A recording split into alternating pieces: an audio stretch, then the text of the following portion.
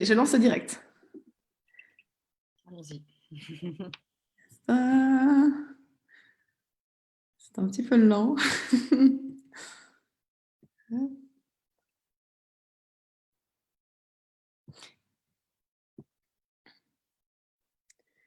Ok, alors normalement, on est en direct. Je vais vérifier peut-être sur mon téléphone. Parce que Facebook, à moins que je puisse faire comme ça. En 2 secondes. Moi, il m'a dit bien, la réunion est diffusée maintenant en direct sur Facebook. Ah, tu peux voir de ton côté? Mhm. Ok. Ah oui, c'est bon, ça a l'air de marcher, d'accord. Donc, je vais garder une fenêtre ouverte comme ça, si jamais des gens qui veulent nous rejoindre pour mettre des commentaires. Donc, si jamais je regarde des fois à côté, c'est que je regarde s'il n'y a pas des commentaires. Voilà, ok, trop bien. Nous sommes en direct sur Facebook et je suis trop contente aujourd'hui d'accueillir Marilyn Rebello. J'espère que je dis ton prénom, ton nom et ton prénom de façon juste. Alors, j'ai découvert ton travail, Marilyn, il y a, je pense que ça fait 3 ans maintenant, un truc comme ça en tout cas.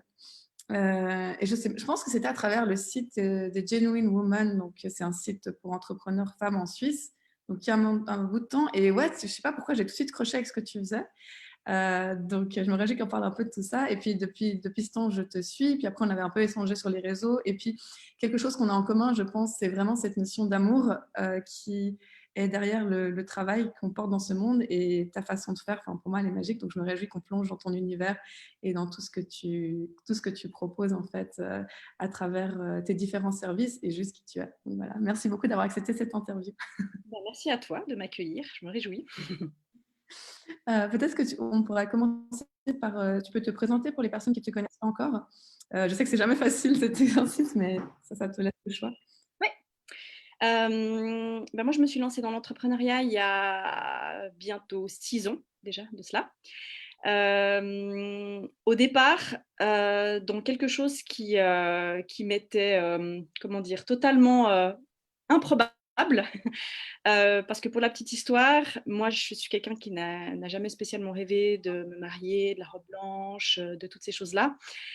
Et ma première activité, elle est basée autour du mariage, mais du mariage laïque. Et moi, j'ai envie de dire beaucoup plus dans quelque chose, on va dire, de profond, d'intrinsèque au mariage, à l'union, à la relation, que le jour J, les paillettes, les fleurs, etc. Et c'est vrai que pour quelqu'un qui ne rêvait pas de ça, on va dire que c'est la vie qui m'a amenée sur ce chemin. C'est pas moi qui ai véritablement choisi d'aller dans cette direction, mais c'est comme si un jour j'avais, enfin, je sais pas, tout s'est mis en place pour vraiment me pousser dans cette direction. Alors certes, il y a eu mon propre mariage qui est quand même arrivé, et puis il y a eu pas mal d'événements, de choses dans ma vie qui ont fait que voilà, c'était le moment de me lancer dans l'entrepreneuriat après plein d'expériences professionnelles très, très, très chaotiques, jusqu'au jour où je me suis dit, voilà, peut-être que tout ça, si ça arrive, c'est pas pour rien, et peut-être qu'il est temps de suivre ma propre voie. Et c'est vrai que quand on a décidé de s'unir avec mon mari, étant les deux, comment dire, assez peu traditionnels sur ce sujet, on a eu envie de faire quelque chose qui nous corresponde, quelque chose de très personnel, et quelque chose qui sortait complètement de cette idée très, on va dire, ouais, très traditionnelle, très austère, très bisounours du monde du mariage, mais vraiment pour faire quelque chose de beaucoup plus profond, beaucoup plus à notre image, et de pouvoir aussi exprimer ce qu'on voulait à travers ça, puisque voilà, autant lui que moi, on n'était pas forcément portés sur le côté très, très typique du mariage. Et puis c'est là qu'on a décidé de se lancer dans la création d'une cérémonie, d'une célébration qui serait complètement nous. Et à l'époque, il n'existait pas grand-chose, en tout cas en Suisse, très très peu. Puis j'avais commencé à regarder ce qui se faisait sur les blogs, sur les sites internationaux. Et puis j'avais vu qu'il y avait ce concept des cérémonies laïques qui était en train de prendre. Et on a décidé de se lancer là-dedans. Je vais essayer de la faire courte, mais voilà, on a décidé de faire ça. Alors, ce n'est pas nous qui avons célébré notre cérémonie, mais c'est nous qui l'avons créée. Et puis, c'est vrai que ce qui est important de savoir, c'est que c'est à ce moment-là que moi, j'ai eu un véritable déclic en écrivant notre cérémonie, parce que je suis quelqu'un qui adore écrire. J'avais oublié à quel point c'était quelque chose qui faisait partie de mon identité, parce que je le faisais tout simplement plus. Et là, en écrivant notre célébration, c'est comme si des choses s'étaient reconnectées tout à l'intérieur de moi, de mon âme, de mon cœur, de mon cerveau, de mon corps. Et j'ai eu une vraie révélation en me disant, mais en fait, c'est fou, c'est possible de mettre des mots sur des émotions. Et je crois que ça a été vraiment le véritable déclic. Et après, j'ai eu tout le temps ça dans la tête. Du coup, on a fait notre cérémonie. Puis après ça ne me quittait plus. Et comme j'étais dans comme je l'ai dit, une période professionnelle très, très chaotique, pour ne pas dire catastrophique, et qu'à côté, j'avais l'opportunité de réaliser un mémoire de diplôme où je pouvais choisir justement ce thème-là pour le travailler, c'est ce que j'ai fait. Et en fait, après, les portes, elles se sont ouvertes une à une, vraiment comme par magie. Et Waouh. depuis, c'est mon activité principale et j'en vis. Et ouais, ça va faire 6 ans et c'est chaque année, c'est encore plus épanouissant, encore plus fort, encore plus juste. Et voilà. Magnifique, merci beaucoup. Du coup, ça te dit qu'on revienne un petit peu dans la rencontre avec ton mari, avec le partenaire de ta vie. Fais-nous un petit peu rêver au niveau de comment vous êtes rencontrés. Ça m'intéresse trop ce genre d'histoire. Ah oui, alors comment on s'est rencontrés? Oui, effectivement, parce qu'il y a des choses à dire à ce niveau-là.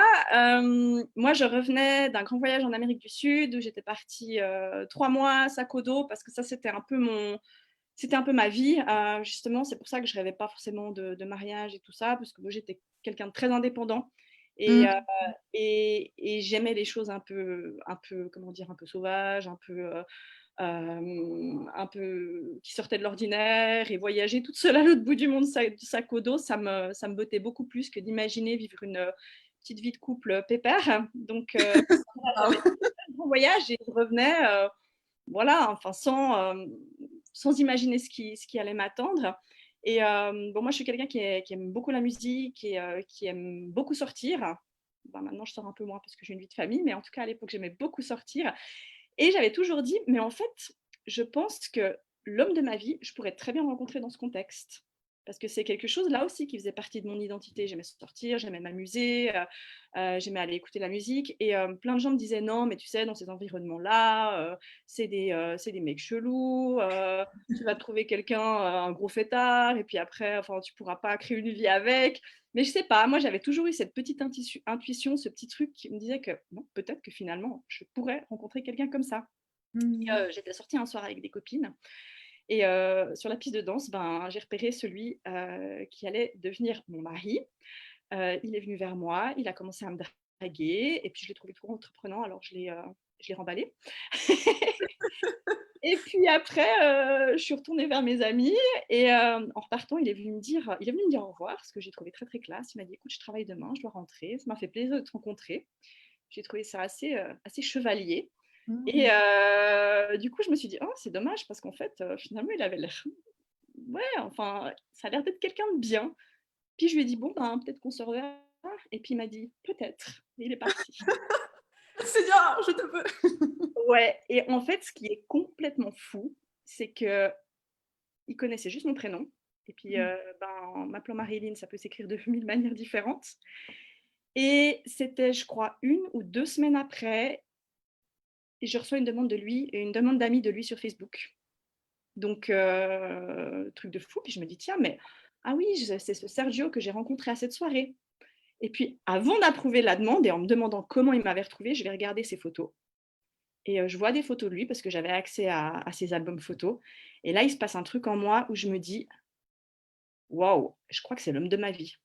Ah ouais. Je pouvais pas expliquer, mais j'ai vu ses photos, ça a vraiment fait un truc en moi, c'est: «Oh, il faut que je réponde à sa demande et il faut que j'essaie d'aller plus loin parce que là, il y a quelque chose». Donc j'ai accepté la demande et le hasard a fait que,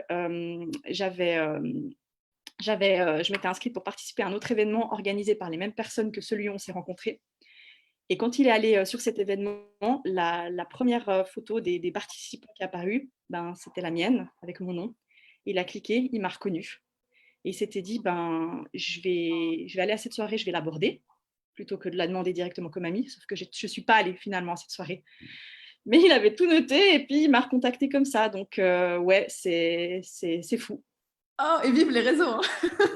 Bah, du coup, les réseaux, ouais, franchement, pour certaines choses, faut quand même le dire, ouais, ça change la vie. Ok. Et du coup, comment ça se fait que vous avez décidé de vous marier? Et puis peut-être, comment est-ce que vous avez décidé de faire une cérémonie laïque? Et puis qu'est-ce que c'est pour les personnes qui ne savent pas? Raconte-nous un peu tout ça. Mais c'est vrai que quand on s'est rencontrés, tous les deux, on était là, ouais, non, mariage, bof, sans plus. Et ben, je crois que c'est en avançant dans le temps ensemble, en construisant la relation, puis en se rendant compte qu'on avait beaucoup de chance de s'être trouvés, que c'était une très, très grande évidence. Euh, et que ouais, vraiment, cette sensation d'avoir trouvé son âme sœur, ben, forcément, ça amène à vouloir aussi peut-être créer d'autres choses, fonder une famille, et finalement de se dire, ben ouais, et pourquoi est-ce qu'on s'unirait pas? Moi, le chemin, il s'est fait un tout petit peu dans ma tête, mais sans grandes expectatives. Et ben, un an après, il m'a demandé en mariage.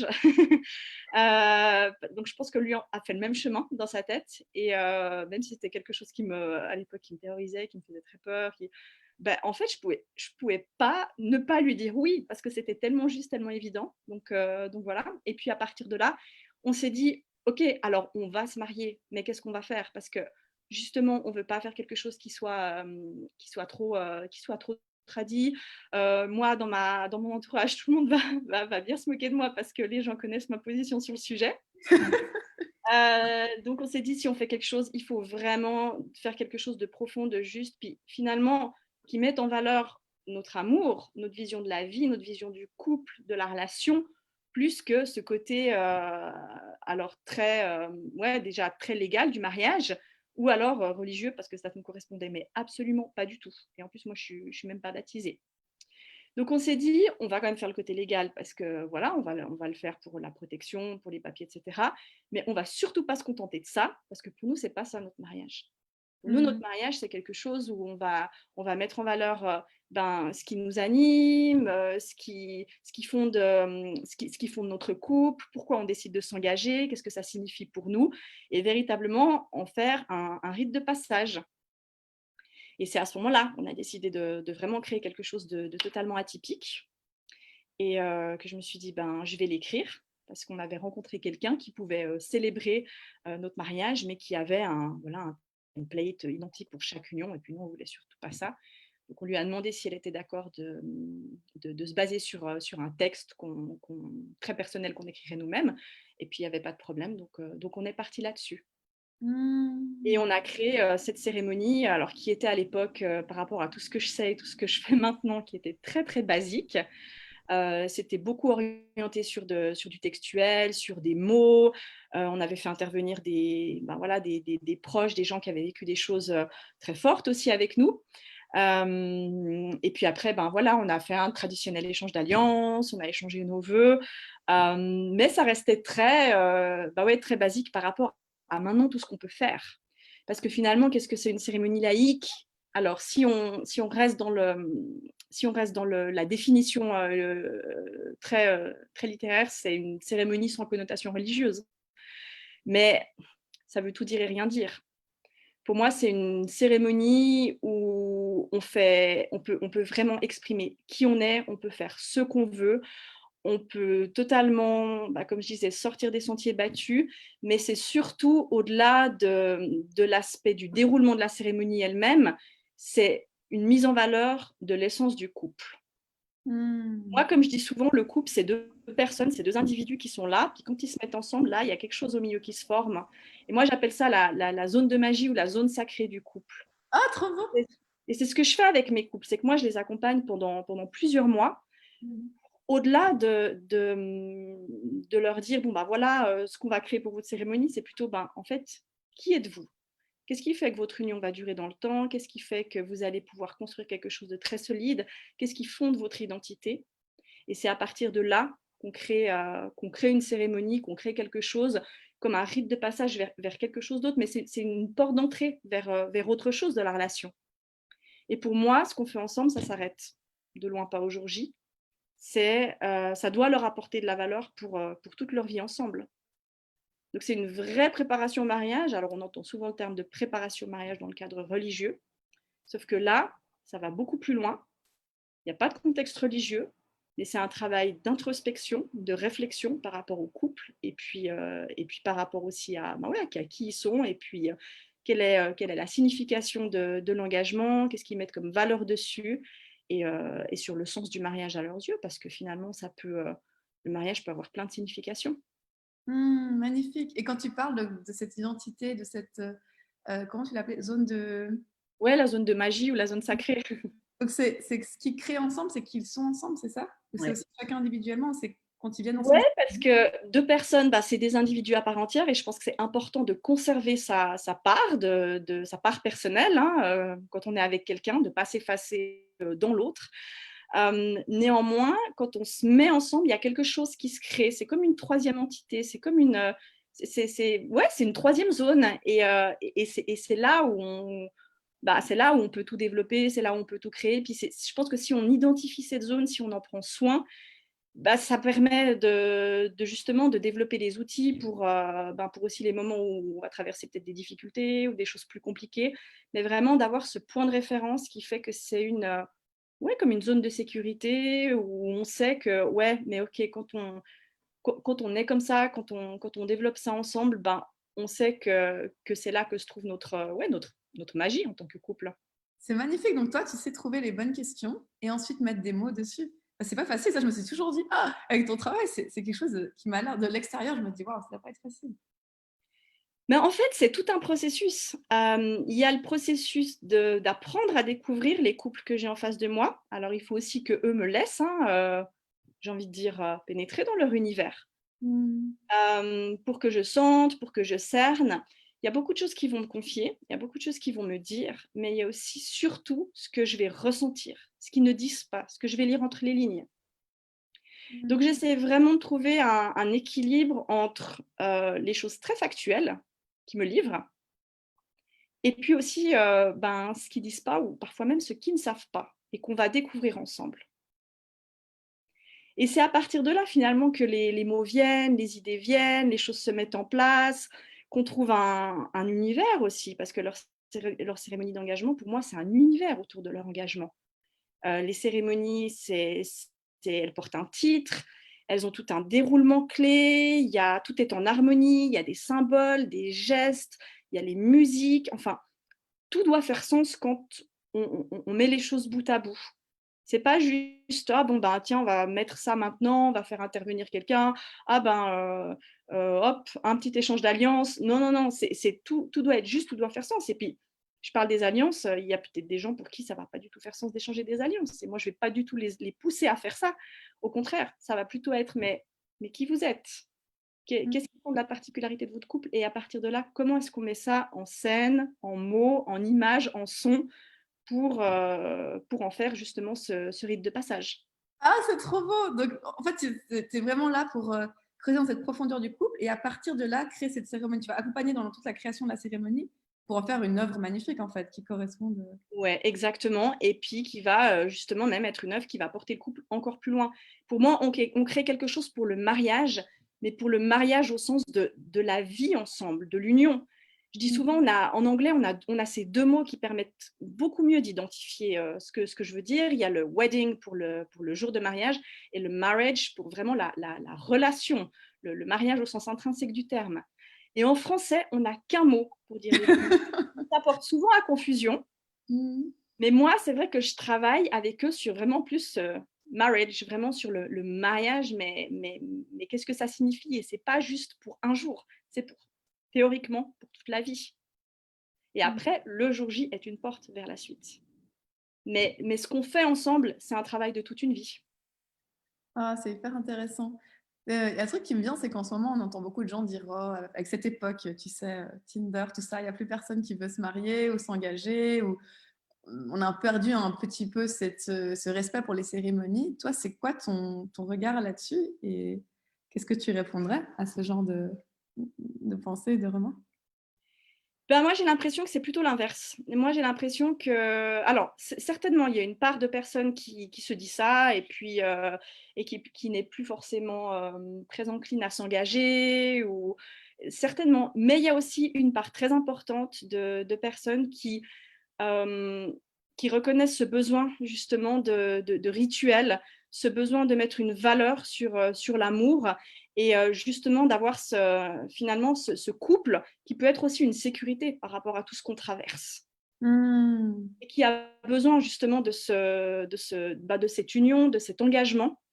Donc, moi, je pense qu'il y a les deux, mais je ne pense pas que ça part de la valeur. Je pense que même au contraire, au fil des années, ça va reprendre de la valeur. Parce qu'on se rend compte qu'on a besoin d'amour, on a besoin de s'aimer, on a besoin aussi de mettre des mots, on a besoin de mettre des gestes là-dessus. Et on a besoin aussi on a besoin de sécurité. Et ça, c'est quelque chose aussi qui, finalement, qui peut combler aussi ce besoin de sécurité. Tant qu'on le fait en son âme et conscience. Et qu'on Mmh. le fait aussi d'une manière qui est juste pour soi. Mmh. Après, un mariage laïque, c'est pas forcément comment dire, on peut très bien aussi choisir de réaliser ce type de cérémonie sans forcément avoir un mariage civil derrière. Ça m'arrive d'avoir des couples qui se disent, bon, bah, nous, ça nous intéresse pas de signer un contrat de mariage parce qu'on trouve ça, voilà, un peu peut-être très, très formaté, très austère. On n'a pas forcément envie d'avoir des enfants. Mais en revanche, la symbolique du mariage, elle est très forte pour nous parce qu'on s'aime, parce qu'on a envie de mettre en valeur, au-delà du mariage, notre amour et qui vont s'orienter vers ce type de cérémonie symbolique. Donc pour moi, ça montre justement qu'il y a un véritable besoin et que les gens ont besoin aussi de mettre des mots et puis de signifier leur amour. Ah, c'est hyper intéressant. Et c'est vrai, quand tu regardes un peu l'histoire de l'humanité, les cérémonies, c'est un peu toujours ce qui. Enfin, en tant qu'humain, j'ai l'impression qu'on a besoin de ça. Oui, C'est important. Enfin, pour moi, c'est hyper important. oui. Et quand je parle de sécurité, c'est pas justement seulement la sécurité par rapport à l'autre, mais c'est aussi justement je ne sais pas si c'est le bon terme, peut-être cette reliance, même aussi avec plusieurs personnes, à la famille, à ces éléments clés, à des choses qui nous ramènent aussi à ces principes de base, d'éducation, voilà, c'est un peu tout ça. Je ne sais pas si c'est assez clair, mais Non, mais c'est trop magique. Du coup, ça te dit qu'on parle un petit peu de ton processus. Alors, j'ai envie qu'on parle aussi de ton parcours d'entrepreneur, mais peut-être avant ça, que tu nous parles un peu de ton processus créatif. Déjà, au niveau de ce que tu fais avec les couples, comment ça se passe? Est-ce que les mots te viennent en parlant avec eux? Est-ce qu'après, tu prends du temps toute seule dans la nature? Enfin, comment ça se passe vraiment concrètement? ouais, c'est intéressant tout ce que tu dis parce qu'il y a un peu de tout ça. Bon, déjà, ce qu'il faut savoir, c'est que c'est des rencontres qui sont, pour moi, c'est des rencontres avec vraiment un grand R majuscule quand ça se passe. Et ça doit être comme ça. Ça peut pas être, ben, voilà, juste une simple rencontre, un couple vient me voir, oui, c'est bon. Ça va vraiment au-delà. Déjà, je pense que des couples qui vont venir me voir ont déjà compris ma démarche, ils comprennent aussi l'implication et il y a une histoire véritablement de coup de foudre, de coup de cœur quand on se rencontre. Il y a Mmh. que comme ça qu'on peut aller de l'avant. Donc pour moi, ça passe déjà vraiment par quelque chose de vraiment, que je vais ressentir au fond de moi pour être sûr de pouvoir justement développer pleinement ce processus créatif.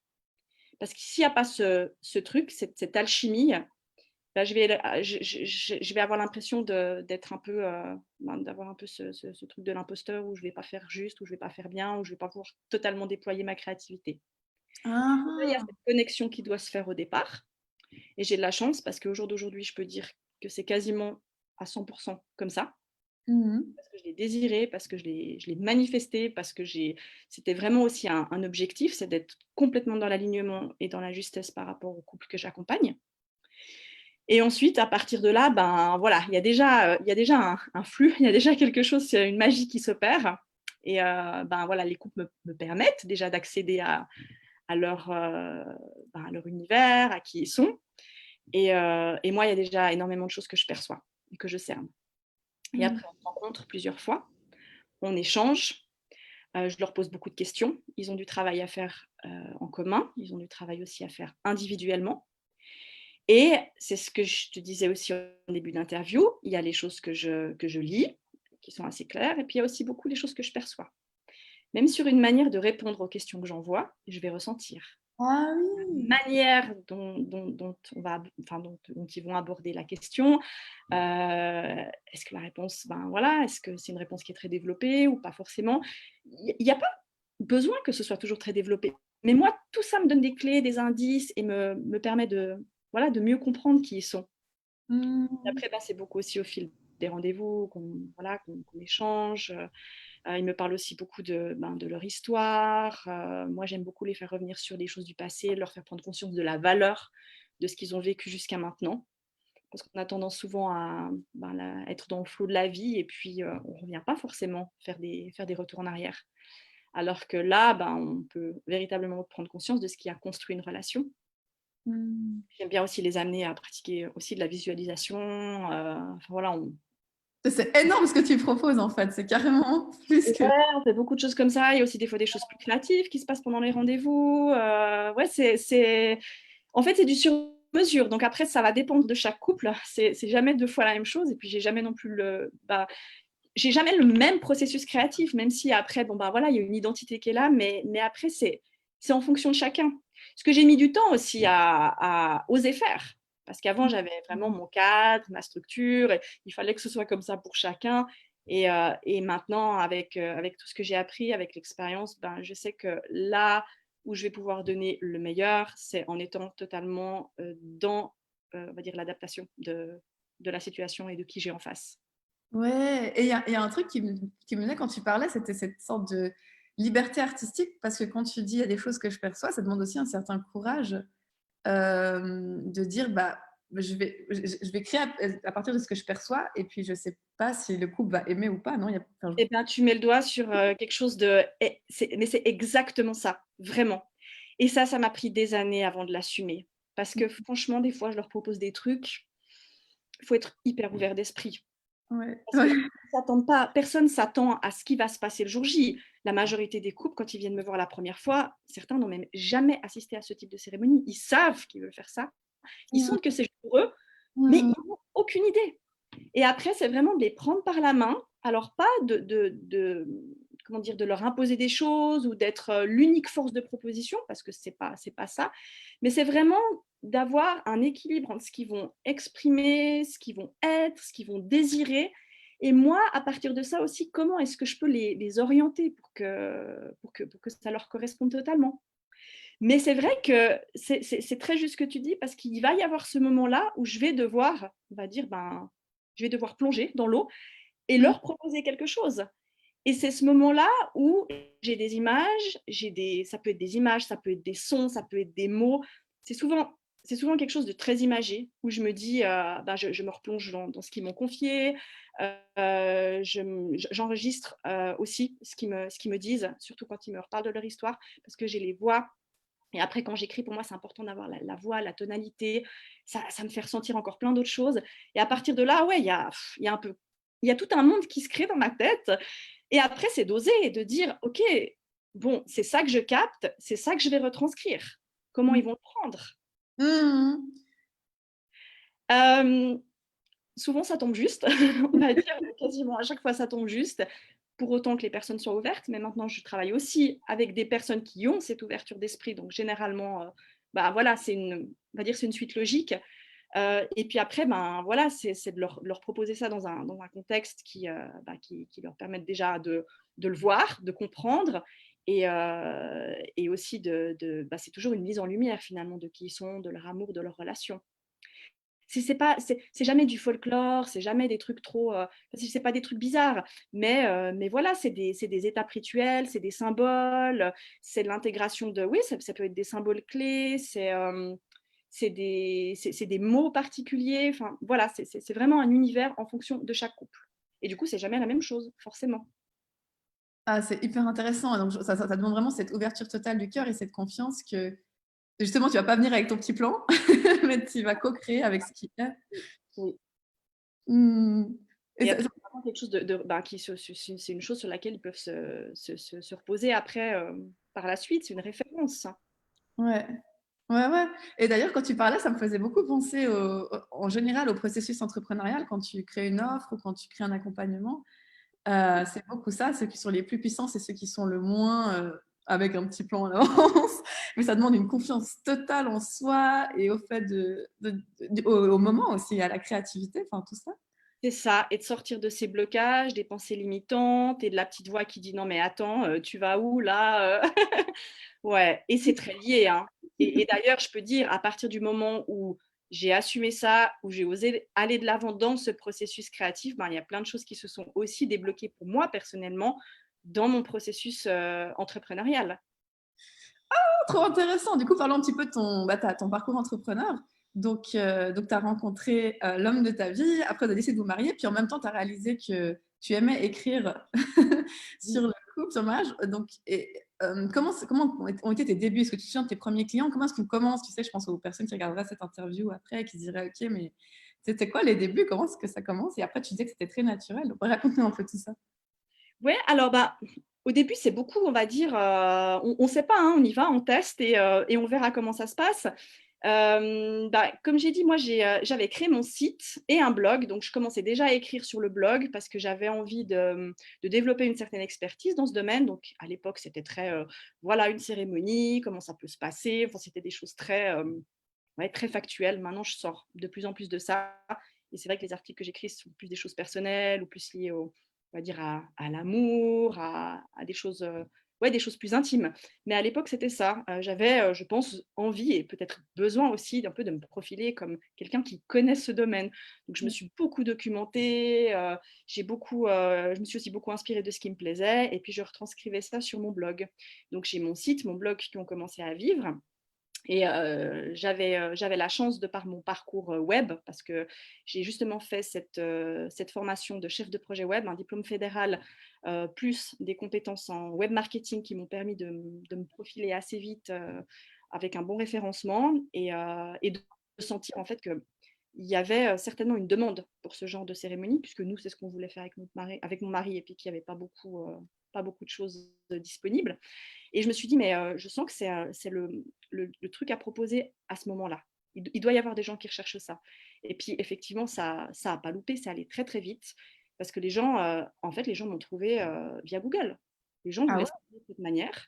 Ils tapaient, ils trouvaient mon site qui a été très, très vite positionné tout en haut sur Google, me contactaient. Et puis, et ben, au début, c'était comme ça. Et puis, j'ai vraiment appris sur le tas. Alors, la chance que j'avais, c'est que j'avais l'expérience de mon propre mariage, qui était quand même, je pense, la meilleure expérience. Et puis, ce mémoire de diplôme que j'avais rédigé, sur lequel j'avais travaillé pour vraiment avoir ce côté, OK, mais si je me lance demain, comment est la structure? Hmm. Après, restait à savoir si j'étais capable d'assurer le jour J, d'avoir aussi cette prestance, d'avoir aussi cette capacité de prise de parole, de pouvoir aussi retranscrire le couple. Parce que pour moi, je suis le jour J, je suis un canal. C'est pas moi qui suis là en avant. Moi, je suis le canal qui met en valeur le couple. Donc, Hmm. ça demandait aussi ouais, beaucoup de compétences.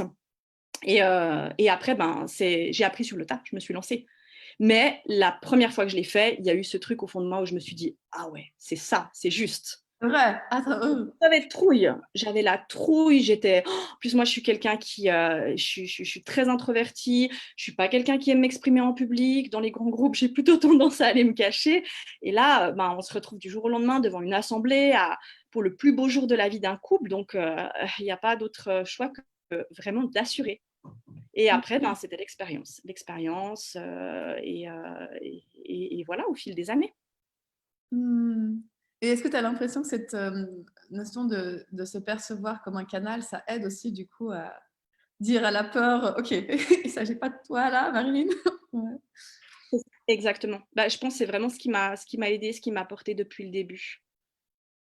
Hmm. C'est que vraiment, c'est pas un show, mais ouais, c'est une mise en valeur de quelque chose de très beau, de l'œuvre d'art d'un couple, de leur engagement et comment est-ce qu'on fait pour le mettre en valeur avec une certaine prestance, mais aussi avec une certaine discrétion, j'ai même envie de dire une certaine pudeur, parce que c'est pas juste, on dévoile toute la vie d'un couple, mais on essaye de faire percevoir toute la substance. Ouais. Ah, c'est magnifique. Et du coup, au fur et à mesure des années, quelle a été ta relation avec ton activité? Et puis peut-être qu'on peut un peu parler de cette année où tu as commencé aussi à créer d'autres services avec ce qui s'est passé avec cette drôle d'année 2020? Hem, alors, bah, je pense que les premières années, ça a été vraiment de l'apprentissage, ça a été me faire la main. Ce qu'il faut savoir, c'est que la première année, déjà, elle était hyper rock'n'roll parce que j'ai accouché un 30 avril et le 28 mai, je commençais une saison avec, je crois plus de genre 30 mariages. Donc ouais, il y a eu tout en même temps et ça a été ça a été une épreuve, on va le dire, mais Mmh. ça a été aussi pour moi extrêmement formateur. En tout cas, je savais que c'était ce que je devais faire parce que sinon j'aurais jamais pu le faire comme ça. J'aurais jamais eu les ressources ni le courage. Mmh. Donc c'est vrai qu'on va dire la première année, c'était un peu en mode, apprentissage et survie. La suite, ça a été aussi vraiment d'essayer d'intégrer. J'ai commencé à m'internationaliser parce que j'ai eu des couples qui souhaitaient s'unir, en Suisse en venant depuis l'étranger. Donc j'ai commencé aussi à développer des offres pour ces couples qui venaient souvent s'unir juste à 2 ou avec, très, très peu de personnes dans l'idée de faire, vraiment un mariage, une union intime, loin des conventions, traditionnelles dans leur pays d'origine, mais vraiment d'associer ça à quelque chose d'un peu plus aventureux avec le voyage. Et ouais, ça a été aussi une étape importante de commencer à accueillir des personnes, du monde entier. Et ils venaient en Suisse parce que la Suisse, c'est neutre ou parce qu'ils t'ont trouvé? Enfin, c'est Alors, c'était pas pour, parce qu'ils m'ont trouvé, c'était plutôt parce que, c'est un pays qui fait rêver. Ça, je ah! sais pas à quel point ça faisait rêver, les étrangers, parce que les paysages sont magnifiques et parfois c'était dans le cadre d'un voyage en Europe, ils s'arrêtaient en Suisse, puis ils se disaient: «Ben, tiens, c'est vrai que c'est un très, très beau pays, pourquoi est-ce qu'on choisirait pas de s'unir dans celui-ci?» Puis après ils cherchaient sur internet, puis ils tombaient sur moi et puis ça s'est fait comme ça. Donc j'ai vraiment eu des gens, mais des gens d'Australie, des gens des États-Unis, de Singapour, enfin, de Chine. Ça a été extrêmement riche et hyper épanouissant aussi pour moi de faire ça parce que j'ai travaillé pendant des années dans des grosses boîtes internationales et j'adorais ce côté multiculturel. Bah ouais, ça amenait un peu d'exotisme. Donc ça a été vraiment quelque chose de très marquant. Et puis, une autre étape très clé, ça a été l'année dernière quand j'ai choisi de faire mon rebranding parce que j'ai décidé de tout changer, enfin tout changer, pas la manière de faire, mais le nom déjà de mon entreprise. Donc autrefois, mon entreprise s'appelait A Lovely Day et j'ai choisi de lui donner mon nom, donc de faire une société éponyme parce que je trouvais que Lovely Day ne reflétait plus justement la valeur des accompagnements que je prodiguais. Lovely ramenait beaucoup à un jour, c'est joli, c'est sympa, et puis finalement, ça pourrait être des fleurs, ça pourrait être un photographe, ça pourrait être beaucoup de choses, mais on ne savait pas vraiment ce qu'il y avait derrière. Et c'était très justement focalisé sur le jour. Alors que aussi depuis, je pense, ouais, un peu plus d'une année où je me suis dit non, mais finalement, ce que j'apporte, c'est ce processus sur plusieurs mois de préparation où le couple se retrouve aussi à réfléchir à la relation et pas juste qui est-ce qu'on invite à notre mariage, comment est-ce qu'on fait les plans de table, quelle déco, mais plutôt qu'est-ce qu'on veut vraiment faire. Donc, Mmh. il fallait que je change le nom et puis c'est là aussi où ma créativité a pris le dessus quand même, je dirais, depuis 2 3 ans. Et je me suis dit, bah, c'est moi qui suis derrière et c'est moi qui crée, c'est moi qui écris. Donc finalement, pourquoi est-ce que je ne donnerais pas mon nom? Et donc il y a eu refonte du site, j'ai fait des shootings photos, films, et cetera. Donc l'année passée, c'était une grosse année et puis ça a été aussi un sacré, chamboulement intérieur parce que quand on change tout comme ça, ben, c'est pas anodin et Mmh. il y a un positionnement différent qui se crée, il y a aussi une image différente qu'on perçoit et ouais, ça a été très riche, mais ça a été aussi souvent, très, très compliqué à gérer. De pourquoi? Qu'est-ce qui s'est enfin, si tu veux en parler un petit peu? Oui, oui, bien sûr. Ben, déjà d'oser, boucler quelque chose qui finalement, fonctionnait très bien. Mmh. Pour se dire pour être au plus proche de sa vérité, mais en se disant: «Et comment est-ce que ça va être accueilli? Est-ce que les gens vont comprendre?» Et Mmh. après il y a eu un creux. Il y a eu un creux parce que, ben, je pense qu'énergétiquement, ça a fait shifter beaucoup de choses. Il fallait que les gens se reconnaissent aussi dans cette nouvelle identité et je pense qu'il y a eu des questionnements de part et d'autre, et il y a vraiment eu cette période après où ça a été un peu, le calme plat et où moi, dans ma tête, je me suis dit: «Oh là là, mais finalement, est-ce que j'ai bien fait? Est-ce que c'était juste?» Je crois que les gens étaient très habitués à ce côté très rose, très fleuri de A Lovely Day et là, j'arrive avec quelque chose de beaucoup plus sobre, beaucoup plus, pour moi, beaucoup plus élégant. Mais voilà, est-ce que les gens se disent: «Ah, ça change trop notre perception?» Enfin, il il y a eu vraiment, en tout cas, cet espace qui s'est créé où je ne savais pas où j'allais, je ne savais pas si j'avais fait le bon choix. Mais au fond de moi, je sentais que je ne pouvais pas faire autrement. Mmh. C'était juste, c'était ce que je ressentais. Et je me suis dit, au bout d'un moment, si c'est ce que je ressens, ça va bien, les choses vont se remettre en place. Et puis, effectivement, ben, ce qui s'est passé, c'est que oui, j'avais beaucoup moins de demandes, mais c'était des demandes beaucoup plus qualifiées. Parce qu'en Mmh. fait, j'ai réussi à atteindre vraiment ma cible de cette manière-là. En Waouh! étant en alignement, en reconnexion avec moi-même, ben, en fait, j'ai attiré les personnes qui se reconnaissaient tout de suite. Donc forcément, ça fait aussi, d'une certaine manière, ça fait du tri. Mmh. Ah, c'est hyper puissant comme partage. Ça me fait penser aussi, hein, quand tu regardes le parcours des artistes, tous ceux qui sont allés loin, ils ont fait régulièrement des choix hyper courageux et osés qui ont fait diviser en fait leur audience. Mais c'est ça qui crée des créateurs, des artistes extraordinaires, quoi.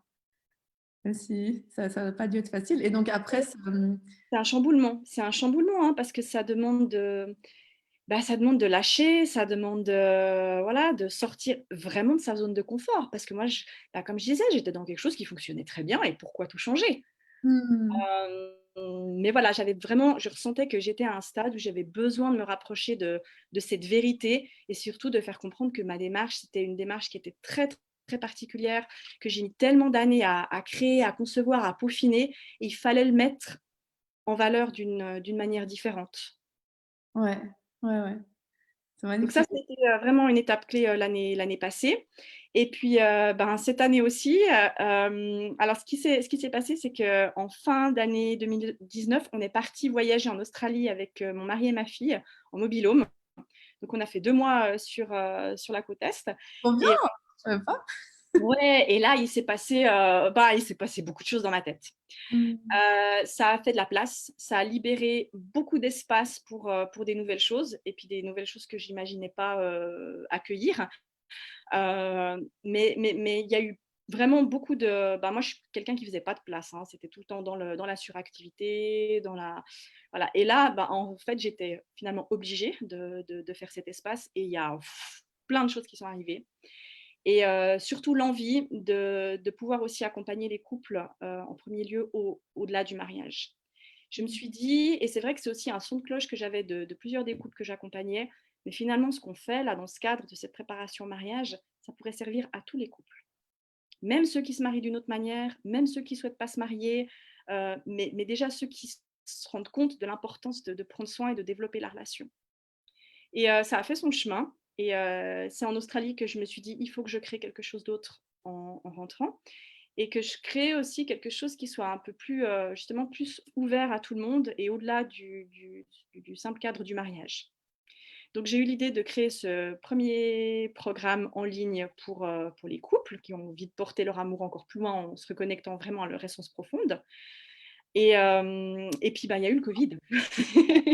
Oh Donc, oui. au début, j'avais l'envie, mais je me suis dit, mais comment je vais caser ça? Comment est-ce que je vais faire, etc. J'ai une grosse saison qui arrive. Et puis, Covid ne m'a pas laissé le choix. Je pense que j'avais aussi certains blocages qui font que peut-être je ne l'aurais pas fait si on n'avait pas traversé cette période, parce que je me serais mis ces barrières que je me mettais déjà depuis un certain temps. Et là, j'ai retroussé mes manches et je me suis dit, j'y vais. J'y vais, je profite du confinement et voilà, et je bosse à fond et j'essaye de mettre ça en place. C'est hyper intéressant, hein. J'ai l'impression que pour beaucoup de personnes, cette période a quand même révélé des choses qu'on ne serait pas forcément allé voir et qu'on n'aurait pas forcément mis en place. Si. Ouais, heureusement qu'il y a ses bons côtés. Oui, ouais, faut bien. Ah, je vois que... Et bonjour, Émilie sur Facebook. N'hésite pas à mettre des commentaires et aux personnes qui regardent à réagir par rapport à nos partages. Je pense qu'on a un petit décalage entre Zoom et Facebook. Et donc, comment ça a été cette transition? Parce que toi, tu avais l'habitude de travailler beaucoup offline, en fait, quand tu faisais les cérémonies et tout. Donc, ça ne doit pas être facile de faire cette transition Exactement. online. Non, alors pas du tout. Vraiment pas du tout. Alors, si tu veux, le côté online, web, il est intégré, puisque, tu vois, comme je t'avais dit, moi, j'ai travaillé pendant des années dans le web, donc j'avais les compétences techniques, si tu veux, je les ai. Mais Mm. après, la compréhension de comment est-ce que tu crées un programme en ligne, comment tu fais pour le développer, pour le mettre sur le marché, pour que les gens adhèrent.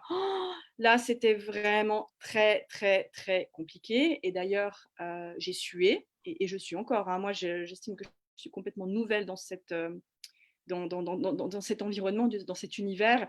Et je me rends compte à quel point c'est complexe. Mais pourtant, toi, tu as pris la route, je le trouve plus difficile. Beaucoup de gens trouvent plus facile le online que le offline. Ouais, Alors ouais, bah écoute, tu vois, moi j'ai toujours été beaucoup plus à l'aise déjà en présentiel avec les Mhm. personnes et vraiment dans un cadre très intimiste.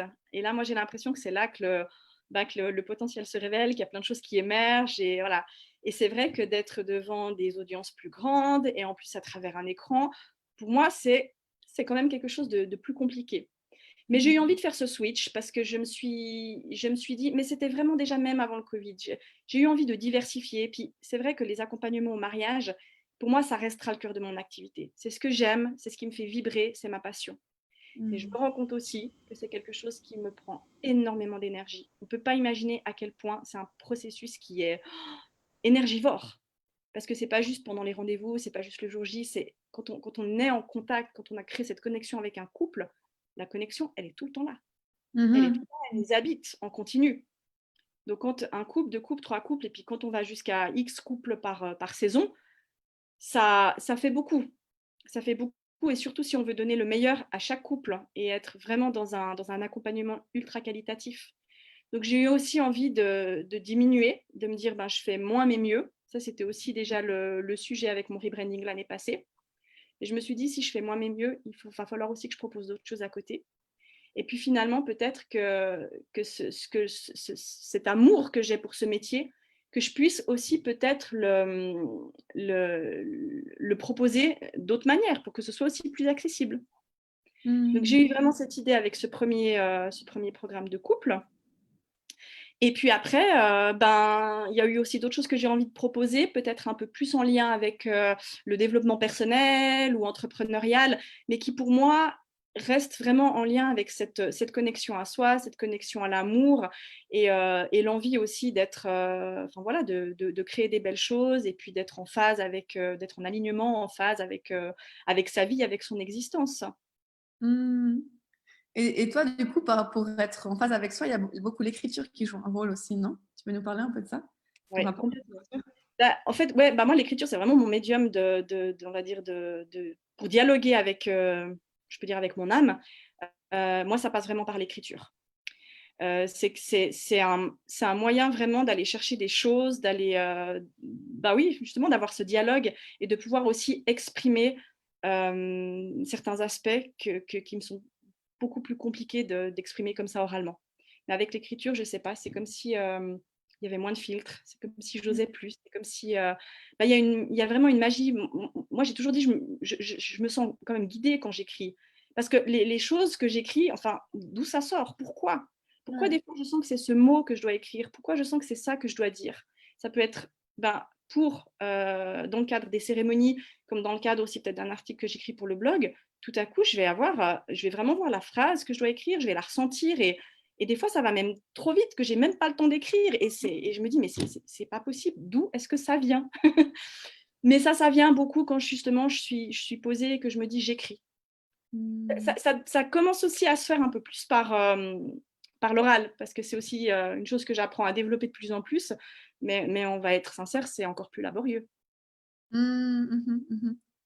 Et quand tu écris, ça se passe, tu écris donc à la main ou par ordi ou tu te fais, comment ça se passe? Tu fais un espace pour toi Ouais, alors je fais un peu les deux. Ben, j'écris à la main pour le journaling. Donc, c'est aussi un programme que j'ai créé dernièrement sur le journaling et puis d'expliquer aussi les bienfaits que ça m'a apporté depuis que j'ai commencé ça.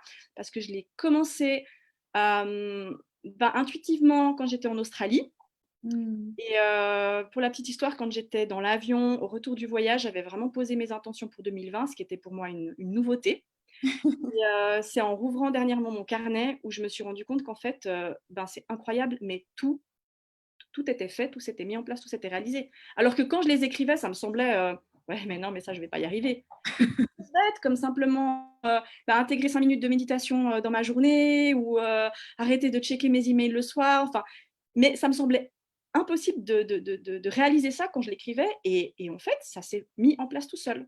Mhm. Et là, je me suis rendu compte vraiment du pouvoir de l'intention, des affirmations, ouais, de poser ces choses positives.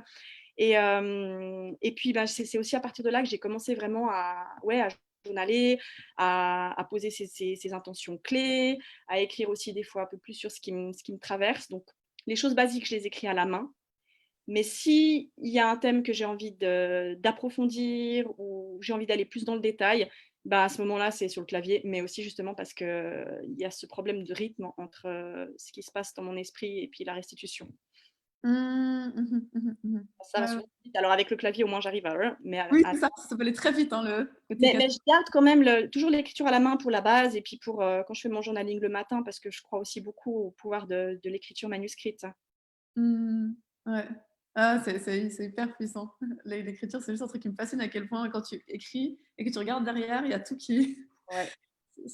Toi, ouais. tu écris quoi? Plutôt à la main ou plutôt Ouais, à si c'est pas enfin, non, à l'ordi, c'est pour mes articles, tu sais, où j'essaie aussi d'être vraiment dans la canalisation, enfin, le côté très puissant. Puis oui, à la main, c'est pour les trucs très privés. C'est quand je suis là en train de comment est-ce que je vais conquérir le monde? ouais. Ouais, ouais, c'est hyper intéressant. Ouais, bah, moi, je me suis aussi créé un plan justement pour mon journaling où je me dis, ben voilà, là, j'ai mes objectifs pour la journée, mais ce n'est pas des objectifs au niveau des tâches, c'est plutôt des objectifs personnels. Après, j'ai mes affirmations positives. Après, il y a un petit mantra que je me crée. Enfin, voilà. Et ça, c'est des choses. Alors, ça, je le fais à la main, forcément, parce que pour moi, ça, c'est une base, c'est une source. Donc, ça, c'est assez puissant. Puis après, Mmh. souvent, en écrivant, bah, il y a quelque chose qui me vient et je me dis, tiens, mais ça, c'est un thème que j'aurais envie de creuser, j'aurais envie de développer. Et puis, des fois, ben, ça devient un article de blog. En tout cas, souvent, j'écris autour de ça. Des fois, je partage, des fois, je partage pas, mais de plus en plus, j'ose aussi partager ces écrits qui sont à la base assez personnels. Oui, puis c'est ça qui touche le plus aussi, finalement. Ouais, mais c'est ça qui est plus difficile parce que voilà, on montre sa vulnérabilité et ça, c'est aussi quelque chose que j'ai aussi beaucoup appris à faire cette année. Je me rends compte que quand on veut aussi toucher des gens et être justement dans cette dimension plus en ligne, ben voilà, c'est aussi important finalement de partager qui on est parce que c'est la base. Mmh. Ouais, ouais, ouais. Ça te dit qu'on parle un petit peu d'argent, dans le sens où je peux imaginer que quand tu crées une activité autour de l'amour et tout, il y a peut-être des personnes, je ne sais pas si tu as reçu des remarques comme ça, ah, c'est des choses que tu veux faire payer ou à ce prix-là, ou est-ce que quel rapport tu as avec le fait de faire payer tes services au début et comment ça a évolué? Ouais, alors ça a énormément évolué, c'est aussi une question très intéressante. Euh, Il y a eu, alors déjà, c'est clair, au début, bah déjà, quand on se lance dans l'entrepreneuriat, quelle que soit son activité, je pense qu'on a aussi cette question de est-ce que j'ose faire payer mes services? Est-ce que Mmh. je suis suffisamment légitime pour ça? Moi, ce n'était pas forcément en lien avec ce métier autour de l'amour, mais plutôt avec bah ouais, cette question de légitimité. Je suis nouvelle, je me lance. euh, Est-ce que j'ose me faire payer et surtout combien? Mmh. Ouais. Alors, je suis partie de très bas. Je suis partie de très bas parce qu'il fallait que je prenne confiance. Et puis, il Mmh. fallait que j'ai aussi ce sentiment de justesse par rapport aux personnes en face de moi. En revanche, j'ai très vite compris que si je voulais mener une activité saine et surtout donner de la valeur à ce métier, qui, je pense, en a encore très peu, du moins, il n'a pas la valeur qu'il mérite, il fallait très vite que ça se répercute ben voilà, sur les tarifs, sur l'investissement que j'y mets, sur le temps et tout ce qui va avec. Mmh. On est très peu à pouvoir en vivre en Suisse. Je ne sais même pas combien on est. Je sais que la majorité des gens qui font ça, c'est une activité annexe. Ah ouais, ok. Comme pour beaucoup de prestataires aussi du monde du mariage. Ouais. C'est souvent des activités annexes parce que ce sont des métiers nouveaux. Ce sont justement aussi des métiers souvent qu'on hésite à pricer à leur juste valeur. Et c'est parfois plus rassurant de se dire, bon, ben voilà, c'est un à côté. Et voilà. Moi, j'ai très vite compris que c'est quelque chose que je voulais faire à plein temps. Et puisque c'était ma passion, que je voulais en vivre. Donc forcément, eh ben, il faut trouver aussi il faut trouver comment faire pour pouvoir en vivre et pour que ce soit viable. Mmh. Et aussi justement parce que j'ai cette passion du métier et parce que pour moi, ça doit être vu comme un métier à part entière et pas comme juste un à côté ou juste une petite activité ou juste un truc où Voilà, donc ça a été tout un cheminement que j'ai fait sur le rapport à ce travail, sur mon rapport à l'argent, sur comment est-ce que j'ose valoriser aussi mes services. Et d'année en année, ben, j'ai ajusté. J'ai ajusté aussi en fonction de ma stratégie, en me disant, ben, tiens, je vais aussi donner peut-être plus. Il y a aussi cet accompagnement. Il y a aussi, ben, au bout d'un moment, maintenant, c'est même pas une question d'heure, c'est une question de valeur, de ce que ça apporte au couple pour toute leur vie. Pour moi, on est même pas dans Et en fait. le temps d'heure et puis on attend de rencontres et on n'en est plus là. Mais ça m'a demandé de prendre, oui, beaucoup de confiance et tout un cheminement. Un truc que j'adore que tu as dit, c'est. J'avais jamais vraiment pensé à ça comme ça, mais c'est ça, pour redonner valeur à notre profession, qui souvent, quand c'est du domaine de l'entrepreneuriat créatif, enfin, c'est vraiment ce que tu fais, pour moi, c'est très, très créatif, c'est très artistique, c'est une façon artistique de mettre en lumière le couple, enfin, c'est incroyable. Et j'avais jamais vu la chose comme ça, que de mettre un prix élevé, puis je pense pour les personnes qui vont écouter, ça peut peut-être le créer aussi un déclic, mettre un prix à la hauteur de ça, ça remet en valeur des professions qui sont parfois aussi nouvelles et qui ont besoin plus que jamais aujourd'hui d'être mises en valeur. C'est hyper intéressant. Ouais, j'avais jamais vu ça comme ça. Donc les gens, augmentez-vous. Mais oui, complètement. Et c'est vrai que, bien sûr, il y a des gens qui ne comprennent pas et des gens qui ne comprendront jamais. Il y a peut-être des concurrents qui n'en sont pas encore là. Mais pour moi, ce n'est pas une question de dire je suis au-dessus de tout le monde, je suis meilleur que tout le monde. Ce n'est pas du tout ça. Moi, j'encouragerais même les concurrents ou les autres à revoir aussi ça. Pour qu'il y ait justement quelque chose de plus juste autour de ce métier, autour de ce que ça apporte. Parce que clairement, c'est un métier qui est encore beaucoup trop sous-évalué.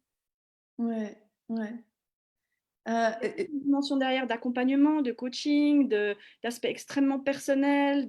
Donc, on n'est plus dans juste c'est une jolie petite cérémonie pour le jour J. Et d'ailleurs, moi, je le dis très clairement aux personnes qui me contactent. Si vous voulez juste une jolie cérémonie le jour J, pour vous, la cérémonie, c'est une jolie arche fleurie, et puis c'est juste pour dire des mots d'amour, Ouais. ne venez pas chez moi. Je ne serai pas la bonne personne pour vous.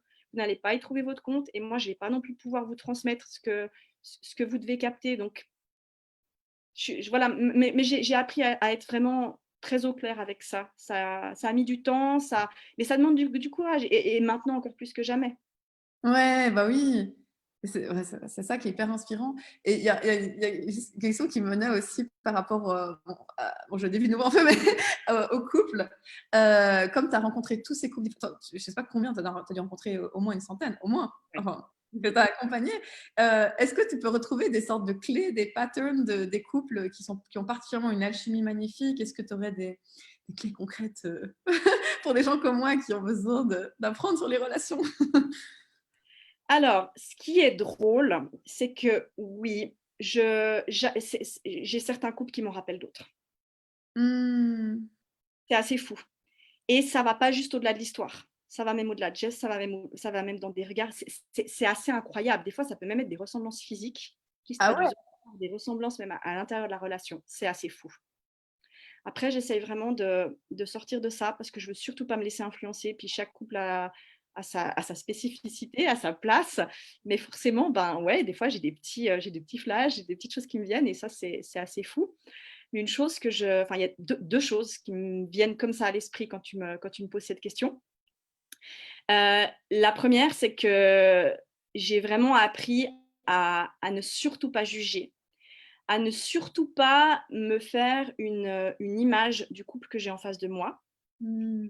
parce que chaque couple a son mode de fonctionnement. Et il y a des couples qui fonctionnent très bien et qui ne fonctionneront que en étant dans les rapports de force ou les conflits. D'accord, OK. Au départ, moi, je me disais, bon, un couple où je sens que des fois, c'est un peu. Forcément, enfin, je me disais, ça va pas marcher, c'est pas possible. Et en fait, j'ai appris de par l'expérience, aussi beaucoup à travers de mes lectures, parce que je me documente beaucoup sur le sujet. Il y a des gens qui fonctionnent que comme ça. Et on leur met à côté un partenaire avec qui ce sera facile, simple. Ça marchera pas. Il y a des gens qui fonctionnent comme ça dans les relations. Donc vraiment, j'ai appris à ne plus juger et à vraiment plutôt observer le couple et voilà, à discuter sur qui ils sont, justement, sur cette vision, sur ce chemin qu'ils mènent ensemble, mais pas à juger par rapport à ces choses-là, parce qu'en fait, ça veut absolument rien dire. Mmh. Et j'ai connu des couples pour qui ça avait l'air de super bien aller et en apparence, et on apprend peut-être quelques années plus tard qu'ils ne sont plus ensemble. Et puis d'autres où, au contraire, peut-être ont donné peu de chance et finalement, ça se passe toujours très, très bien. Ah, c'est trop intéressant. Donc, en fait, il n'y a même pas il y a même pas de caractéristiques que tu peux retirer parce que c'est tellement unique à chaque couple, c'est ça? C'est ça, exactement. Et puis une autre chose aussi que je note, c'est fou à quel point, je peux quasiment dire à 100%, c'est toujours une histoire de complémentarité. Ah, vas-y, parle-nous de ça. Alors, c'est souvent des partenaires qui sont. Alors, il y a des mêmes, comment dire, il y a souvent des mêmes passions, il y a des mêmes objectifs de vie, des mêmes valeurs, parfois même des schémas d'éducation qui sont très similaires. Mm. Mais souvent, ce qui va faire que ça marche, justement, c'est parce qu'ils sont très différents et parce que chacun s'apporte cette complémentarité. C'est ce qui peut faire aussi que des fois, on se met à détester l'autre parce qu'il est trop comme ci, trop comme ça. Mais c'est finalement aussi souvent ce qui fait que la relation, elle sera riche, elle sera nourrie et qu'elle va durer dans le temps. Et ça me fait rire parce que je pense que j'ai quasiment, là aussi, 100% de mes couples qui me disent: «Ah, on est complémentaires». Et moi, j'ai envie de dire: «C'est normal». Ah, Et c'est vrai que c'est ça aussi, c'est intéressant, justement, c'est de travailler sur cette complémentarité, sur ces richesses, de nouveau, ça nous ramène à cette fameuse-là, cette zone sacrée de se dire: «Mais qu'est-ce que chacun s'apporte et pourquoi?» Et pourquoi, en fait, on trouve dans l'autre, peut-être ce qu'on voudrait, ce qui nous manque, ce qu'on admire. Moi, je suis persuadée que l'amour se nourrit d'admiration et ouais. que ce qui est différent chez l'autre, c'est ce qu'on va trouver génial parce qu'on se dit: «Tiens, moi, je connais pas ça et waouh, c'est fou, l'autre arrive à être comme ça, à le développer». Et c'est pour ça, des fois, les couples disent: «Ah, mais on est très différents» oui, mais finalement, c'est normal. Ah ah, c'est trop intéressant. Et donc, cette troisième entité dont tu parlais, c'est comme si tu pouvais un peu emprunter ce super pouvoir de l'autre quand tu es ensemble ou quelque chose comme ça qui fait que. Ouais, je sais pas si c'est emprunter un super pouvoir, mais c'est en tout cas qu'il y a il y a il y a il y a c'est une autre alchimie qui se forme. Hmm. Ah, c'est trop intéressant. Ah, et toi, pour ton couple, tu veux parler de ce que c'est ou enfin, comme tu veux, mais. Ah, notre zone de magie! Notre zone de magie, elle est très, très liée aussi à notre complémentarité, hein, parce qu'on est alors en même temps, c'est comme si on était des âmes sœurs, très semblables dans la manière de penser, dans la manière de voir les choses, parfois on a rien besoin de se dire, on se comprend, on va penser la même chose au même moment, on va avoir les mêmes envies au même moment et en même temps, on est 2 personnes extrêmement différentes. Moi, je suis quelqu'un de très carré, très structuré, d'hyperactive, hyper perfectionniste. Mon mari, lui, est quelqu'un qui est beaucoup plus, comment dire? Lui, il est beaucoup plus dans le flow, il est beaucoup plus à se laisser porter. Moi, je vais peut-être facilement voir des soucis. Lui, au contraire, il va pas avoir le souci.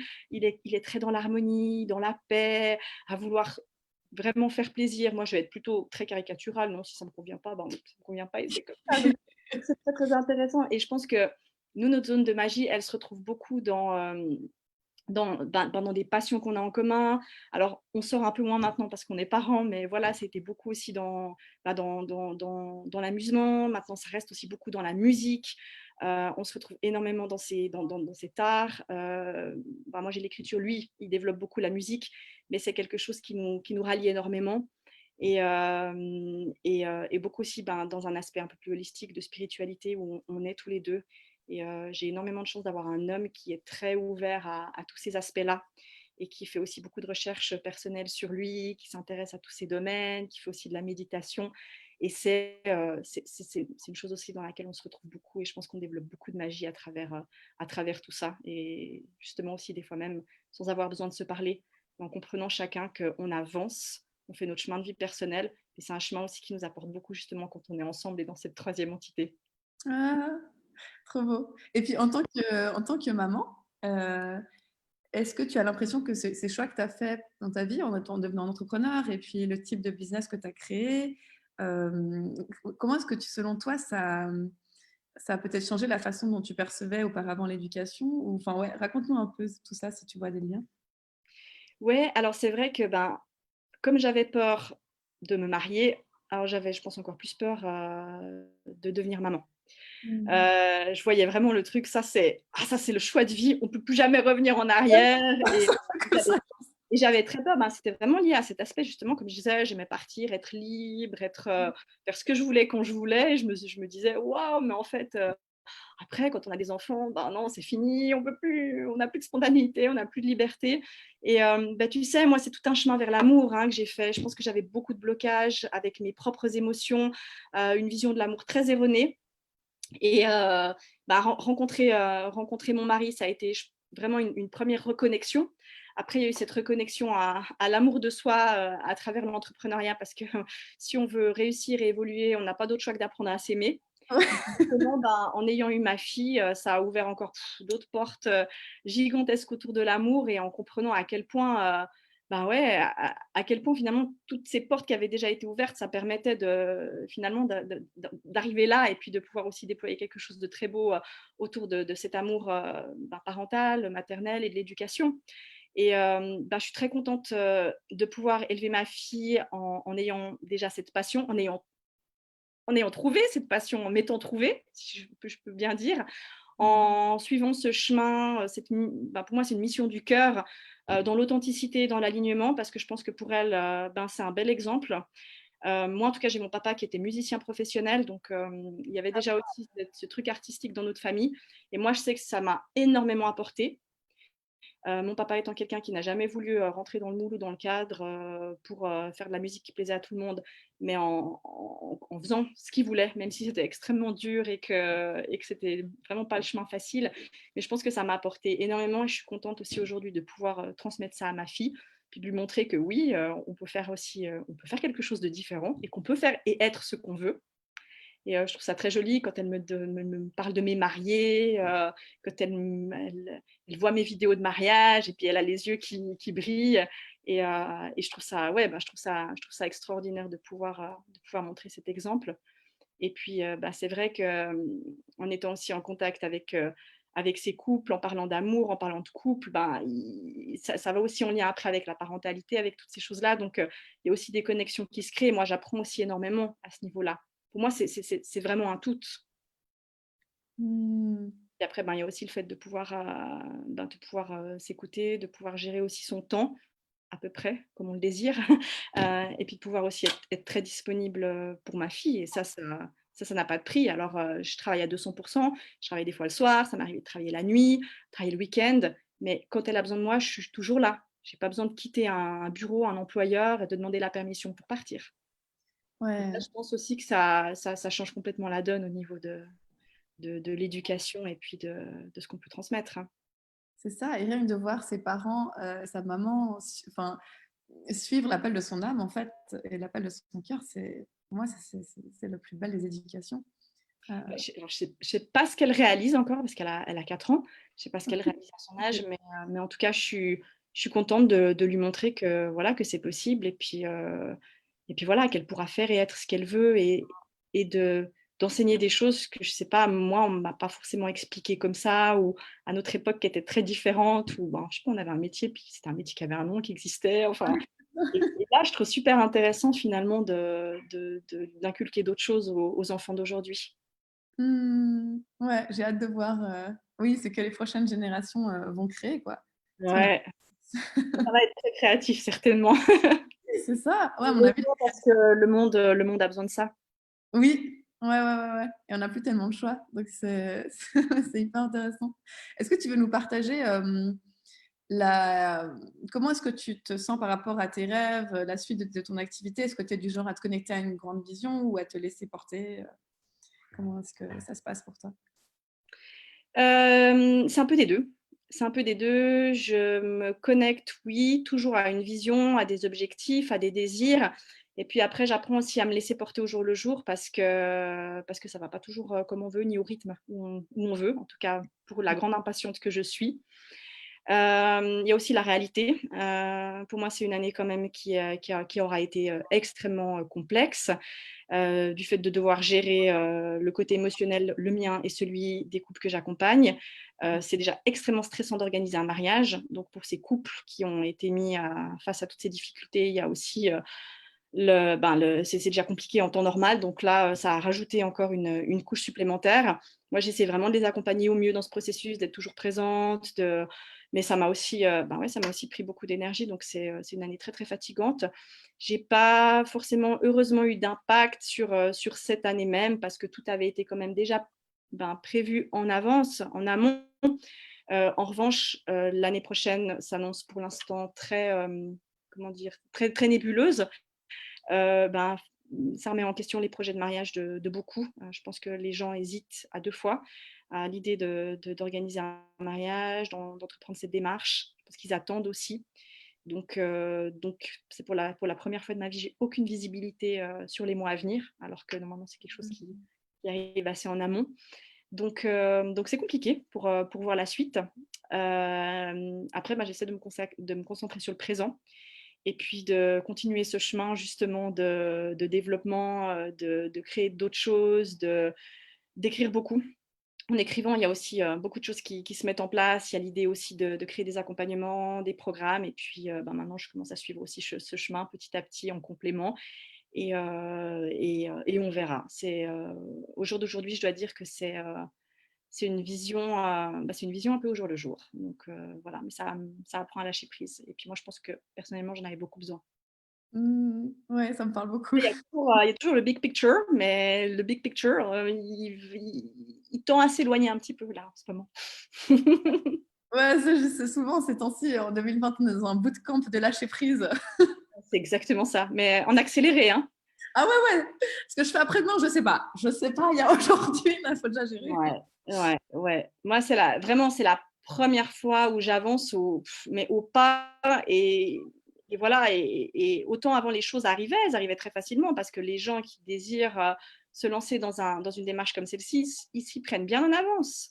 Donc c'est assez finalement facile d'avoir sa vision et de se dire: «Ah bon, super, pour l'année prochaine, tac, tac, tac, ça va se dérouler comme ça, mon chiffre sera celui-ci». Là, au jour d'aujourd'hui, je comprends totalement le challenge de la majorité des entrepreneurs qui doivent créer qui doivent créer leur business au jour le jour, créer leur argent. Mais moi, je ne connaissais pas ça. Oui, j'ai toujours créé aussi ça, mais si tu veux, j'ai envie de dire, c'était presque, entre guillemets, facile. Ça venait comme ça, Mmh. régulièrement. J'ai jamais eu besoin de vendre. Moi, j'ai toujours eu mon site internet, j'ai eu Ah ouais, tu même pas. Ah oui, c'était vraiment.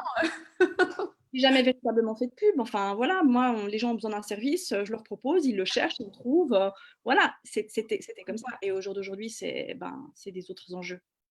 Ouais, c'est intéressant. Et je pense que Aussi justement de l'entrepreneur et de ce que ça veut dire de devoir se lever le matin en se disant ah ouais là je retrousse mes manches et puis si je veux avoir quelque chose à la fin du mois il faut que je crée pour survivre. ouais, qui est une énergie qui est terrible et qui est excitante en même temps. Enfin, moi, c'est un truc que je trouve intéressant. Puis ça montre aussi que peu importe dans quelle activité tu es, en fait, l'entrepreneuriat, on n'est jamais sûr. C'est un peu comme la vie et ça nous pousse en fait à découvrir des parties de nous-mêmes qu'on n'avait pas forcément prévues à la base. Exactement. Exactement. Ouais. Merci beaucoup, Marilyn. Merci à Attends, toi. je n'ai même pas regardé trop mes questions. Ah, attends, il y avait encore une question par rapport au couple. Oui, non, je voulais dire ça aussi. C'est que tu disais cette année, et ça a remis en question beaucoup de choses, mais enfin, en tout cas, à titre personnel, après, je ne peux pas parler que pour moi, mais j'ai l'impression que ma vision du couple et du mariage, elle, enfin, c'est comme si j'ai réalisé ce que tu disais, tu sais, à un moment dans l'interview où tu parlais de sérénité et que les gens réalisent aujourd'hui que de sécurité, que peut-être l'idée de créer quelque chose de solide avec quelqu'un, c'est pas parce qu'il y a Tinder et tout ça que ça va s'en aller. Et j'ai l'impression qu'une année qui en fait nous a tous rendus très seuls, on était un peu enfermés chez nous quand même, nous a fait réaliser cette importance du lien. Et donc Oui. une activité comme la tienne, à mon avis, ça va que ça va que prendre de l'ampleur. En tout cas, moi j'ai vraiment réalisé que le couple, c'est intéressant, c'est ça. Ouais, j'espère. Et puis, ce que j'espère aussi vraiment, c'est que même au-delà du mariage, parce on peut très bien ne pas vouloir se marier, mais que les gens comprennent que le couple, c'est quelque chose qu'on devrait prendre la peine d'entretenir vraiment en entreprenant des démarches, on va dire, de soins. On fait du sport, on essaie de bien se nourrir, on essaie d'avoir un bon sommeil, etc. Mais qu'est-ce qu'on fait finalement pour son couple? Le problème, Mmh. c'est que souvent, c'est quand c'est trop tard, on se dit: «Ah bah tiens, je vais peut-être aller voir un thérapeute ou je vais aller voir quelqu'un». Alors que si en amont déjà on travaille là-dessus, on se donne justement des espaces-temps, des moments où on reprend contact avec l'autre, mais pas juste être en contact, mais vraiment un contact profond et qu'on apprend aussi à développer ses outils et qu'on prend du temps dans son emploi du temps souvent surchargé. Bah, je pense qu'à partir du moment où on fait ça, il y a pas de raison que ça se dégrade. C'est comme pour tout, si on pose l'intention, ça peut que bien aller. Mais c'est quelque chose dont on devrait prendre soin parce que c'est souvent ce qui est le plus important dans sa vie, ben ouais, c'est aussi l'autre, c'est ce qu'on crée ensemble. Mais on n'y prête pas plus attention que ça. On se focalise sur d'autres choses, justement. Et je pense que c'est dommage et on passe à côté de beaucoup de choses. Donc moi, j'aimerais aussi vraiment beaucoup réhabiliter cette notion de, de dynamique, de prendre soin de son couple comme on prend soin de soi. Pourquoi est-ce qu'on va au spa? Pourquoi est-ce qu'on va au fitness? Et puis pourquoi est-ce qu'on ne fait pas quelque chose aussi pour les deux, pour le couple? Ouais. Et souvent, les couples, ce qu'ils me disent quand on termine l'accompagnement, ils n'avaient pas du tout conscience qu'on allait faire ça. Mais ils réalisent à quel point ça leur apporte un énorme bénéfice et certains me disent: «Ah mais on va faire comment maintenant? On aimerait revenir, ça nous faisait tellement de bien, mais oh c'est fini, oh là là» et voilà et moi je les encourage vraiment à alors après je propose aussi des suivis, hein, mais c'est vrai que j'encourage les couples vraiment à à comprendre l'importance de tout ça, mariage, pas mariage, mais de se dire: «Ouais, peut-être que ça vaudrait la peine qu'on intègre aussi cette discipline de soins pour le couple». Ah, j'adore que tu aies parlé de discipline pour ça. Oui, parce que souvent on associe Ouais, aux disciplines j'ai à hésité à le dire le mot parce qu'il peut être, il peut être vu un peu sous un angle très mais voilà, c'est ce que je disais, c'est comme la discipline alimentaire, la discipline sportive, la discipline, mmh mh. journaling ou autre, mais finalement de vraiment faire quelque chose enfin, créer ces espaces d'expansion pour le couple. Ouais, ouais, ouais, ouais. Ouais, j'avais une conversation comme ça récemment justement, est-ce que c'est romantique ou pas de se créer carrément un espace dans son emploi du temps pour être avec son partenaire? Mais en fait, c'est comme tout, comme quand tu décides d'écrire un livre, bah, c'est pas très romantique l'écriture d'un livre, mais c'est beaucoup de discipline et c'est là où tu laisses la place à la magie et donc toi, le travail que tu faisais, c'était un peu ce que je perçois de ce que tu racontes, c'est comme tu es une magicienne qui met en lumière cette troisième entité qu'est le couple. Quand tu étais plus là, bah, c'est à eux de continuer à appliquer les outils qui vont faire que la magie se persévère, quoi. Ouais, alors je leur donne justement les clés pour ça et je pense que s'ils se sont engagés dans cette préparation, au mariage, ils ont tout ce qu'il faut pour la suite. C'est ça aussi qui est super. Puis après, ils sont prêts pour les autres enjeux ou la parentalité ou parce que les questions auxquelles je les amène enfin les questions que je les amène à se poser, c'est quand même des sacrées questions de fond. C'est pas juste, «Ouais, ouais, où est-ce que vous vous êtes rencontrés?» Enfin non, c'est des choses vraiment beaucoup plus profondes où ils doivent quand même creuser et ça amène, finalement à une connaissance de soi et à voilà, à prendre conscience de l'enjeu qui les attend et je pense que quand on s'engage dans cette démarche, après on est d'autant plus prêt pour la suite. Et Mmh. pour rebondir aussi ce que tu disais par rapport à est-ce que c'est glamour ou pas de prévoir des espaces-temps, ben moi je vois, c'est prendre rendez-vous avec son partenaire. Quand on n'habite pas ensemble, on on sort, on a rendez-vous. C'est un temps qu'on met dans son agenda, on est content et on devrait faire pareil une fois qu'on est dans le couple. C'est vraiment se prévoir ces moments et puis on se dit: «Ben tiens, ce soir on va sortir, on va se prévoir un petit resto, je vais me faire belle, je vais me faire beau» et on va apprendre aussi à se redécouvrir, à se poser des questions, à voilà, à échanger, à dialoguer et puis comme je dis, ben, vraiment aussi recréer cet espace particulier. Mmh. Ouais et ouais, pour moi, le fait que tu aies vraiment parlé de discipline, c'est hyper important parce que c'est une notion que je partage souvent et qui fait souvent, s'applique quand on parle de discipline, mais en fait, j'ai l'impression que toutes les plus belles choses de la vie, se cachent derrière une forme de discipline et de bah, dépassement d'un truc inconfortable. Ça peut être inconfortable d'aller prendre des rendez-vous avec non, mais je vais Une pas décision, une décision, voilà, c'est décider de faire quelque chose, décider de lui accorder de la place, décider de lui accorder du temps et puis franchement, il y a pire que d'avoir des rendez-vous amoureux avec son partenaire, franchement. C'est ça et même parce que moi je pense beaucoup, tu sais, ambition, argent, machin et puis j'ai une petite voix souvent qui me dit: «Laura, ça c'est une perte de temps, est-ce que ça c'est une perte de temps?» alors qu'en fait, j'ai vraiment l'impression que tout ce qui nous ouais, remet dans l'amour, et ben, c'est un investissement parce que c'est ça aussi énergétiquement qui va faire que tu te sens beaucoup plus dans le cœur ouvert et c'est ça qui amène l'abondance et concrètement l'argent quand on parle d'argent aussi. Bah, exactement, parce que quand on dédie à quelque chose du temps et de l'énergie, on fait tout pour que ça se passe bien. On Mmh. envoie des signaux pour moi à l'univers en disant bah, j'ai envie que ça se passe bien, j'ai envie que ça soit un aspect de ma vie qui soit bien développé, j'ai envie d'en prendre soin. Et je pense qu'on reçoit beaucoup quand on part dans cet état d'esprit. On reçoit même beaucoup plus que ce qu'on imagine. Ouais, magnifique. Bah, merci beaucoup Marilyn. Est-ce que tu avais encore quelque chose que tu voulais partager? Non, pour moi, je crois que c'est bon. En tout cas, je te remercie beaucoup. C'était chouette. C'était vraiment des super questions. Et je suis vraiment contente d'avoir eu cet échange avec toi. Moi aussi, ça faisait longtemps que je voulais te poser plein de questions. Et puis peut-être qu'on fera une partie 2. J'aurai peut-être des nouvelles questions qui vont venir, ça te paraît des Avec choses. grand plaisir. Et puis, où est-ce que les personnes qui regarderont cette interview, ce replay, pourront aller découvrir ton travail ou tes services? Oui, alors j'ai mon site web qui est, je pense, ma meilleure vitrine, donc marylinrebello.com. Je ne sais pas, peut-être tu pourras mettre Ouais, bien sûr. le lien. Et puis sinon, après, ben, sur les réseaux sociaux, sur Instagram, sur Facebook, j'ai aussi créé un groupe Facebook il n'y a pas très longtemps qui s'appelle Les Cœurs Ambitieux. Ah, yes, Pour d'accord. échanger autour de ces thèmes, donc l'amour, le couple, les relations, l'amour de soi, l'épanouissement personnel, professionnel. On parle aussi d'entrepreneuriat.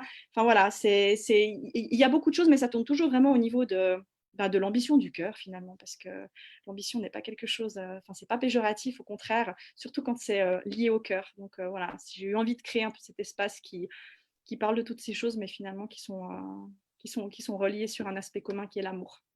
Ah, magnifique, j'adore parce que c'est vrai que le mot ambition est souvent un peu perçu comme quelque chose de négatif. Mais toi, c'est quoi ta définition du mot ambition? Ben, alors, j'ai fait un live à ce sujet dans le groupe, donc je ne vais pas trop en dire, mais justement, j'en parle. Ben, pour moi, c'est dans ma vision des choses et puis dans ce que je transmets tous les jours, ben, c'est faire quelque chose de plus grand, quelque chose de mieux, c'est écouter son cœur, être en alignement avec soi. Et c'est pas justement vu comme une connotation je veux être meilleur, je veux écraser les autres, pas du tout. Mais c'est lié à vraiment pour moi, un dépassement personnel dans l'idée de servir le monde. Yes, ah, ça me parle beaucoup. Bah, je pense qu'on va finir avec cette phrase.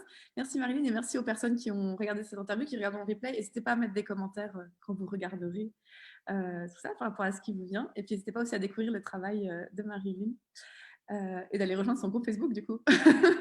Merci beaucoup, Laura. Merci aux auditeurs. Et là, c'est là le moment où je dois essayer de ne pas faire de bêtises avec. Alors, je vais d'abord commencer par là. Euh, Alors, je crois que c'est ça. Ah non, attends. Euh, Bon, moi, je quitte rien, je te laisse faire les manipulations. Ok. Au revoir Facebook, je crois que c'est ça que j'arrête.